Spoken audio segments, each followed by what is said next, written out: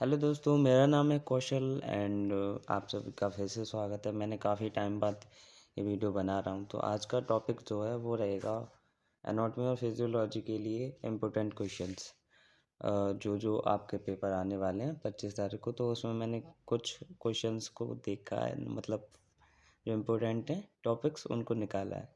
सबसे पहले हमारा है सेल के बारे में। सेल तो आप सभी को पता होगा कि आप लोगों के टीचरों ने भी बताया होगा कि सेल्स के बारे में आप अच्छे से पढ़ लेना, पेपर में आ सकता है अच्छे से। तो कंपोनेंट्स और ऑर्गेनल्स के बारे में और स्ट्रक्चर आपको बना के आना है।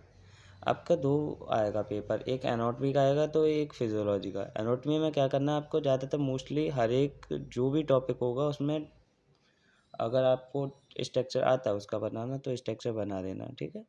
एंड फिजियोलॉजी में आप सभी को पता है कि फिजियोलॉजी फंक्शन पे वर्क करती है। तो जितने भी फिजियोलॉजी के क्वेश्चन हैं उनको भी मैं बताते चलूँगा। जैसे कि सेल के ऑर्गेनल्स में माइटोकॉन्ड्रिया वगैरह आते हैं, अदर अदर ऑर्गेनल्स आते हैं, तो उनके फंक्शन क्या होते हैं वो सब आते हैं फिजियोलॉजी में। एनाटॉमी में स्ट्रक्चर और उसके कंपोनेंट्स वगैरह आते हैं, ठीक। देन सेकंड क्वेश्चन है हमारा, शॉर्ट क्वेश्चन में आ जाता है टिश्यू के टाइप्स आ जाते हैं।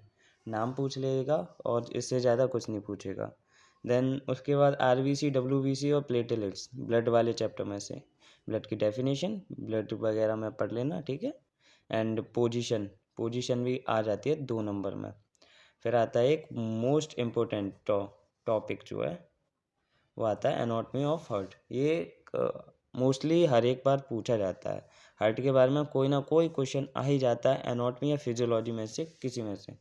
इसकी लेयर पूछ सकता है, कंडक्टिव सिस्टम के बारे में पूछेगा, लेकिन कंडक्टिव सिस्टम में कहाँ पे पूछेगा, ये आएगा आपके फिजियोलॉजी में।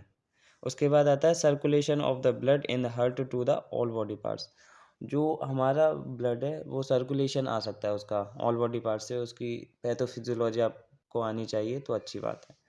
उसके बाद कार्डियक साइकिल आपका 2000 जो पहले हुआ था पेपर, 1 साल पहले, उसमें भी कार्डियक साइकिल आया हुआ है। ब्लड प्रेशर और पल्स रेट, इसके बारे में हल्का हल्का पढ़ लेना, दो नंबर में पूछ सकता है, इसको ज़्यादा नहीं पूछेगा, ठीक है। देन उसके बाद आएगा इंट्रोडक्शन ऑफ लिम्फेटिक सिस्टम। तो लिम्फेटिक सिस्टम के बारे में ये पूछ सकता है। लिम्फेटिक सिस्टम क्या है, स्प्लीन आता है उसमें, सिर्फ मोस्टली एक चीज़ पढ़नी है आपको, स्प्लीन का डायग्राम वगैरह पढ़ लेना और फंक्शन भी पढ़ लेना, वो फिजियोलॉजी में चला जाए, ठीक। लिम्फेटिक के बाद एंडोक्राइन सिस्टम में अगर आप पढ़ पाओ तो ठीक है। इसमें थोड़ा बहुत हाइपोथैलेमस देख लेना, पिट्यूटरी ग्लैंड देख लेना, 5 नंबर में पूछ सकता है, और एक पेनक्रियास पूछ सकता है, ठीक। ये हो गया हमारा इतना। देन उसके बाद हमारा आता है रीनल, रीनल सिस्टम, जिसमें किडनी, यूरेटर, यूरेथ्रा, ब्लैडर, और यूरेथ्रा में मेल एंड फीमेल का पढ़ के जाना है। और स्ट्रक्चर तो आपको बनानी आनी चाहिए, और फिजियोलॉजी में इनके फंक्शन अलग से होते हैं, ठीक। नर्वस सिस्टम, ये सिस्टम बहुत मोस्ट इम्पोर्टेंट है, हर बार इसमें से आता है। पिछले साल भी इसमें से 10 नंबर का जो क्वेश्चन बना था वो इसी में से बना था, नर्वस सिस्टम में से। नर्वस सिस्टम बहुत ही इम्पोर्टेंट टॉपिक है। इसमें आपका इंट्रोडक्शन पढ़ लेना, लेयर्स पढ़ लेना, और नर्वस सिस्टम का स्ट्रक्चर हो गया, न्यूरॉन्स का, ठीक। न्यूरॉन्स का स्ट्रक्चर आना चाहिए, न्यूरॉन का स्ट्रक्चर बहुत इंपॉर्टेंट रहता है। क्लासिफिकेशन कर लेना, क्लासिफिकेशन आती होगी।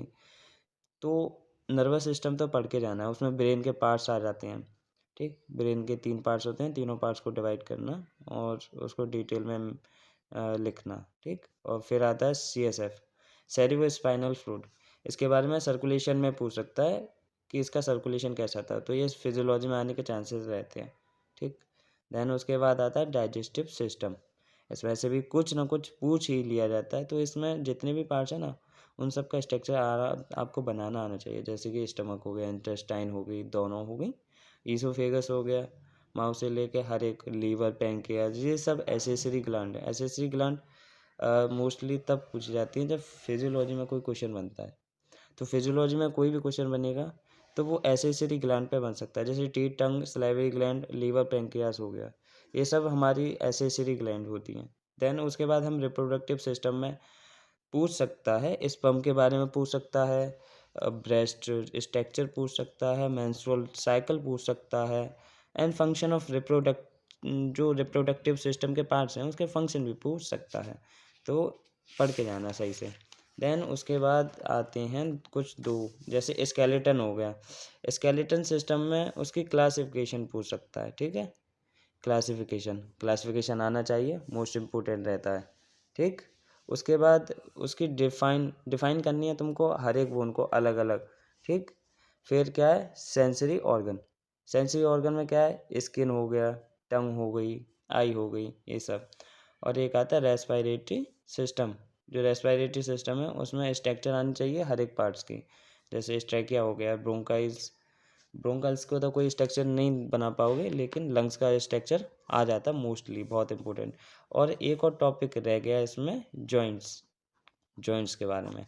ये शॉर्ट क्वेश्चन बन सकता है इसमें, तो इसको पढ़ के जाना थोड़ा सा शॉर्ट में, तो इसको भी पढ़ के जाना है, ठीक है। तो शॉर्ट में भी आ सकता है, और ये सब जितना भी मैंने बताया उन सबको पढ़ के जाना है, ठीक है।